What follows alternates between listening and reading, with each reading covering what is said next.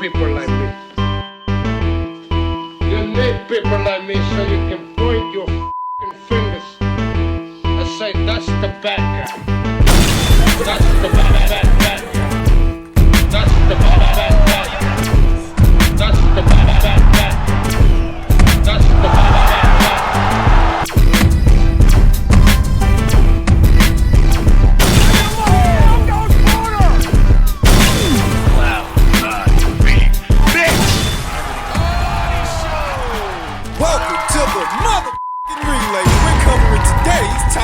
News. Okay, we'll start with this. The latest as it pertains to what could be Sky Nicholson's next fight after the Diana Vargas fight, should she win. Mo Boxing No Problem says it is being rumored that Sky Nicholson is being lined up to defend her title versus Raven Chapman on a new Matchroom versus Queensbury 5-for-5 card set to land in support of Better Beeve versus Bivol undisputed light heavyweight title fight on October 12th in Saudi Arabia. What's interesting is last weekend, America's own Tiara Brown was in action opposite the ring Gabriela Bouvier in what was a WBC eliminator. It's unclear to me if it was a final eliminator, but the word is Tiara is Sky's mandatory challenger, and I don't know how true that is. But that's the word. Unless the WBC, immediately after the Vargas fight, decides to order the Brown fight, it's in the air. We don't really know who Sky's going to end up fighting next. Is it going to be Tiara? Is it going to be Raven? There's more money behind a Raven Chapman fight, though in truth, I'm okay with either fight. Either Tiara or Raven. I could go for either fight. So the question is,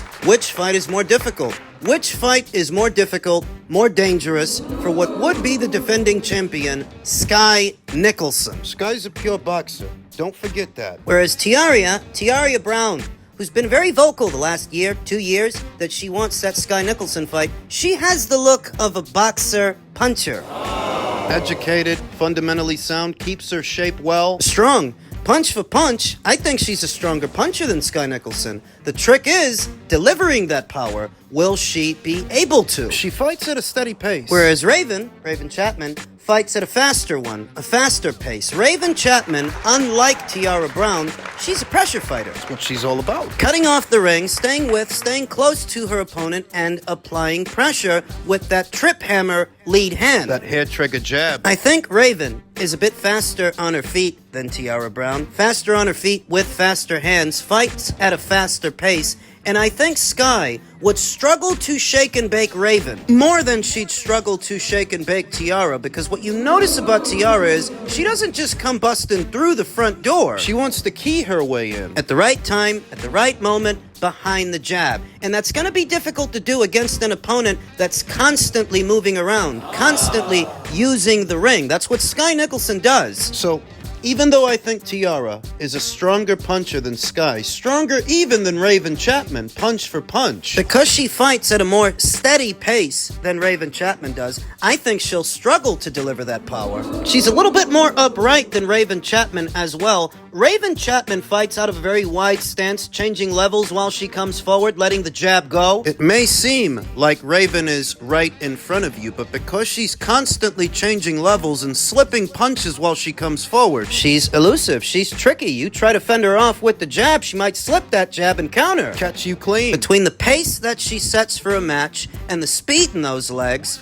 I think she could be more difficult for Sky to deal with than Tiara. What I see happening between Tiara and Sky is going to be a lot of fencing of the jabs. Tiara's orthodox jab versus Sky Nicholson's southpaw jab. And Tiara's going to be looking for the right moment to step into the jab and bring over the backhand, at which point Sky can take a half step back, step out, and she's out of striking distance. Or if Tiara manages to make contact with the jab and steps into it, Sky can smother, tie her up, hold. Force Tiara to have to reset, start all over. And like I said, Tiara fights at a much steadier pace than Raven Chapman. Raven is fast and frenzied. In your face! She's all in your face trying to fist fuck you all round. All night. That's a part of the tactical edge that pressure fighters have over pure boxers. The pace that they set for a match is so fast and so frenzied, the pure boxer tends to run out of gas. They tend to get tired, and when they tire, they start taking punishment, they start getting hit. Pressure fighter won't leave him alone. Whereas against the boxer puncher, the pace is more steady and there's a lot more compromise. Both fighters waiting for the right moment to let a shot go, and before you know it, the round is over. And in women's boxing, because they're 2-minute rounds, the rounds fly by. Stylistically, based on styles, I think Raven has a tougher style for Sky to deal with than Tiara Brown, though I could go for either fight. Yeah, either fight is fine by me, whether it ends up being Tiara or Raven after Diana. Though because there is more money behind a Raven-Chapman fight, Raven is promoted by Queensbury. I guess it does make it a little bit more likely to happen. And we'll see what happens. Sky has to make it past Diana Vargas first on the undercard of Ennis versus Evanesian next week, and we'll see what happens. And super flyweight news, Jesse Rodriguez says, the better the opponent, the better I perform. Jesse Rodriguez's legend and decorated dossier continues to grow. On Saturday night, the 24-year-old Rodriguez eviscerated long-reigning pound-for-pound stalwart Juan Francisco Estrada via 7th-round knockout for the WBC super flyweight title. Over the last 2 years, Bam has also blasted out the likes of Sisraket Sorhungvisai and Sonny Edwards and Carlos Cuadras. Rodriguez labeled Estrada a legend heading into the fight before laying him to waste. Following this past Saturday night's sensational stoppage, Rodriguez is now labeling himself as the Legend Slayer. The better the opponent, the better I perform, Rodriguez said. I've always felt that way. It was just a matter of time for the world to see it. I believe this is my best win to date. Gallo Estrada is a legend. For me to go out there and dominate him the way that I did says a lot about my talent. I'm only getting better from here on out. Some have their reservations as to how much credit they want to give Bam for facing that version of Gallo that is older, he's in his mid-30s, and he hadn't fought in over a year. Some are pumping the brakes. I've seen that sentiment expressed. When I got dropped, I just got too careless, said Rodriguez. I got too comfortable. To be honest, I got caught with a good shot. It was a flash knockdown. I got right back up and stuck to the game plan. It was a learning experience. The fight was also surprisingly close on the scorecards. One judge had Rodriguez up 58-54. The other had it 57-56 for Estrada, Inexplicably. while the third had it 56-56. Tie score. It's pretty crazy to me. I thought I was dominating the whole fight, said Rodriguez. It was shocking, but that's boxing, and that's the way it goes. I got him out of there. Take it out of the judge's hands. Rodriguez outlanded Estrada 156-95 and credited the spirited sparring sessions against Roman Gonzalez, who has fought Estrada 3 times, for his prolific performance. I'm here at 115 for 2 or 3 fights. I have a rematch clause with Estrada, said Rodriguez, so if he wants to run it back, we can. If not, then I would like the winner of Kazuto Ioka versus Fernando Martinez, set to go down this weekend. And Bam is in Japan, scouting the winner of that fight as we speak. The legend Slayer, Bam Rodriguez, is only getting better and better. So for anyone out there who has their reservations as to how much credit they want to give Bam for beating that version of Gallo, an older version that was inactive for a while, need I remind you that he did beat unbeaten Sonny Edwards. IBF champion. And he is scouting the winner of this weekend's fight between reigning champions Kazuto Ioka and Fernando Martinez, that the buck don't stop at Gallo Estrada. I want the winner of Kazuto Ioka versus Fernando Martinez. It's a great fight. I think Ioka might be a little bit too technical for Martinez, so he'll come out with the victory. It's the same thing I've been saying. I would love to fight in Japan. I've been out there a few times. I've been to the boxing out there,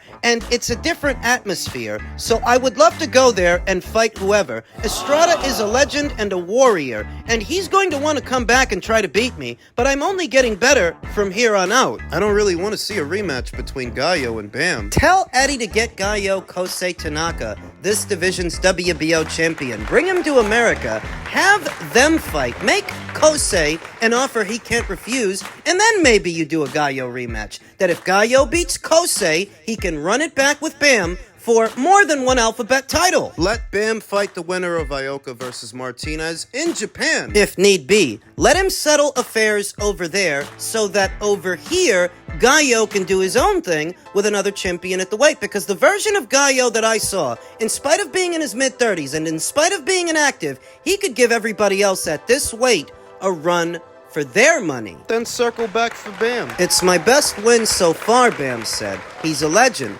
was on the pound-for-pound rankings for a very long time, so to go out there and dominate him the way that I did, it says a lot about my performances and my talents. I really didn't care about the pound-for-pound list at first, but when I was put on it, it happened after I beat Sonny Edwards, and it felt better than winning the fight.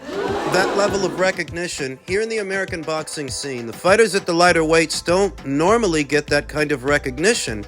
Bam did. Feels good. He's got to keep it going. So staying on the pound-for-pound list, along with the other great fighters, is an honor. Before the fight, moving up that list was talked about, especially if I stopped him, and I'm definitely in the top 5 pound-for-pound. I fought in Arizona 3 times now. This is the biggest one. Phoenix holds a special place in my heart. I love fighting here, and the atmosphere was crazy. It's badass to be mentioned with Naoya Inoue. I'm a 115-pound fighter. He's at 122. So that just goes to show how talented I am. His promoter Eddie Hearn of Matchroom was delighted with Rodriguez's performance. It was an incredible fight, said Hearn. I felt Bam dominated the first part of the fight, but then Estrada came back with that knockdown and looked to turn the fight on its head. Jesse recovered, but Estrada was back in the fight. All of a sudden, the body shot was absolutely perfectly placed, and he couldn't breathe, couldn't get up, and it was a stunning end to a stunning fight. Estrada has been out for a while, so sometimes you think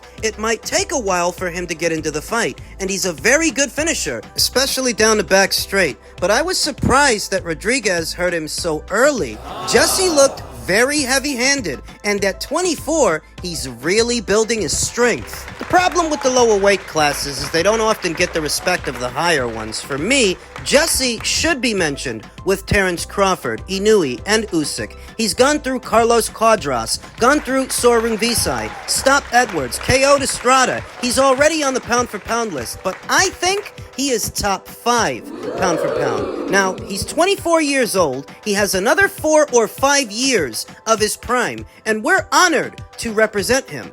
Yeah, but his next fight might be in Japan. That is, if Eddie Hearn can formulate an offer that brings the winner of Ioka versus Martinez to America. You saw the crowd in here. We're in Phoenix, not in San Antonio, and as many Mexicans as there were in here, Bam had huge support, and he's a real star. The rematch is there. There's opportunities in Japan. There's opportunities to go back to San Antonio, and also to come back to Phoenix. There's a lot on the table. It's conceivable that if Kazuto Ioka wins this weekend, Bam might have to go to Japan to fight him. He might have to, unless Eddie Hearn can formulate a good enough offer that he brings Kazuto to America. So if Kazuto wins. If Fernando wins, while he would be a unified champion, he doesn't have the following that Bam has. Why do you think they shipped him out to Japan? He's been fighting on the PBC side of things up until this point. But his last fight was a year ago. And in a very general sense, the PBC don't seem to have much of a stake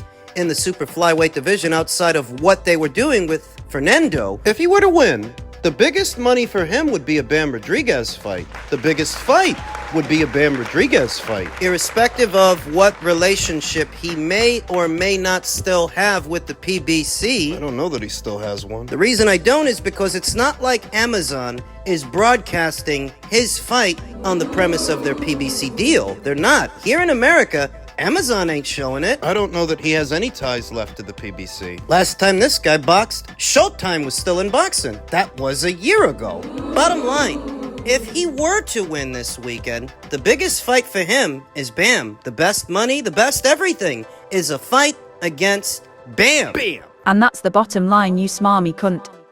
Elsewhere in the world of boxing, Ryan Garcia is terribly vexed with the WBC for so excommunicating him. To that he says, "So WBC, so many other people have said racist remarks and you never expelled. I'm expelled for life." It's okay, just don't try to work with me ever again, even after I get clean and sober. The problem is Devin has said racist things, so has Timothy Bradley. And nada, you do nothing. Another rousing round of whataboutisms. What about what he said or she said? What about what they said? Nobody ever said, let's go dig up a dead guy so we can unalive him again. Nobody said that. Don't compare Devin Haney saying, I'll never let a white boy beat me to what you said. What you said was a lot worse. And you outright declared your hate for groups of a certain race, remember, religion. It's really not the same thing. That a lot of comments that are made in poor taste are often racially charged with racial undertones, but none were as egregious as your comments. So stand on them. He wants to take it all back now, which we'll talk about in another video. The focus of this one is how he's actually angry. Angry at the WBC. What did you expect? He said, I do what I want. So do they. They don't have to work with you. Your freedom of speech has not been expelled or expired. You can say what you want. You did. People are free to react to it however they want. The way the WBC reacted, they can't be in business with somebody like you. Not while the story is fresh and the wounds are still open. And let's be honest, you weren't trying to become a WBC champion anyway. How could you? You came in 3 pounds over for the Devin Haney title fight, so clearly you were not concerned with winning that title. You weren't eligible. Ryan wasn't concerned with winning a WBC title, or any title for that matter, at 135, at 140. I'm pretty sure he won't be at 147 because he feels so empowered by his social media following that he doesn't need a belt to sell. So it's not like he's really... It's not like he really lost anything. Looking at the whole picture, without any rose-tinted lenses on, this was virtue signaling from Mauricio. It was. Because you know Ryan didn't care about winning a belt from you guys, and technically, he wasn't working with you. But you so chose to publicly condemn his comments to make yourselves look good. Virtuous. A smart business strategy, a smart business move. That if you want to work with everybody, be in everybody's pocket, take this as an opportunity to condemn Ryan because everybody else is. It's easy because he made it easy. This may have costed Ryan Garcia a bit of support from different demos, different demographics. Convenient silence will not suffice. That in silence, you may appear complicit with Ryan's behavior, and you don't want that. So you let it be known. We don't rock with this guy. I look at it as a business move. I do, but it was a smart one. Told you he was gonna crash and burn. Now you're telling yourself that he can always come back next year, run it back with Devin Haney, and make a boatload of cash. And he can. But he's burned some bridges. The favor from some and the consideration that you might have went into that rematch with, you won't go in there now. Not after that shit. Cut off your nose to spite your face, you're only hurting yourself. And it's just getting started. It's not over. We have all of what remains of this year for Ryan Garcia to say even more inflammatory comments about more groups of people. Ruffle more feathers. Rock the boat, why don't you? Because you do what you want. Does he? Well, he said he was going to go to his brother's fight tomorrow against one of the Vargas kids, but it seems he's doubled back on that. Now, he's not going. Gee, I wonder why. He said he was gonna go to that fight and nobody was gonna do nothing. Now, he's not going. Because he's a little chicken shit. A chump. A troll on a downward spiral. And the lower you sink, the less and less people are gonna feel sorry for you. I don't. Told you enjoy it while it lasts, because it's not going to.